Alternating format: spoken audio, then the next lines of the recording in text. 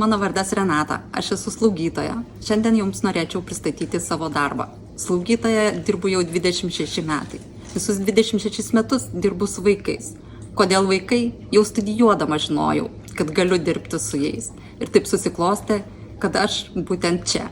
Darbas su vaikais reikalauja kūrybiškumo ir lankstumo, o tai labai įdomu ir įvairiapusiška. Man patinka jų tikrumas, pozityvumas.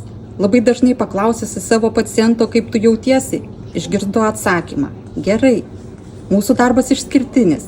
Neretai pačiai tenka tapti truputį vaiku, kad surasčiau bendrą kalbą su jais. Spalvinga ir graži aplinka taip pat prisideda prie teigiamo emocijų. Nemažai tenka dirbti ir su pacientų tėveliais.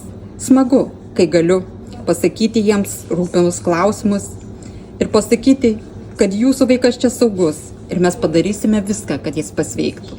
Mūsų darbas ne tik prasmingas, bet ir labai įdomus.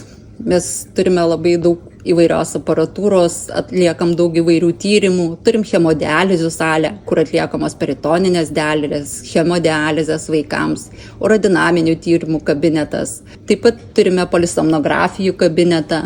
Šitame kabinete aš dirbu ir atlieku miego tyrimus vaikams. Mūsų skyrius aprūpintas naujomis technologijomis. Turime vibracinio liemenių, kosulio asistentų, daug infuzinių pumpų, kas padaro mūsų darbą ne tik tai lengvesnį, bet tuo pačiu ir įdomesnį. Džiaugiuosi dirbdama čia. Vaikai mūsų ateitis ir man labai svarbu, ką jie išsineš išeidami iš čia. Norėtųsi, kad išeitų pozityvus, blogis tik liga, o mes esam būtent tie, kurie visada jiem padėsim.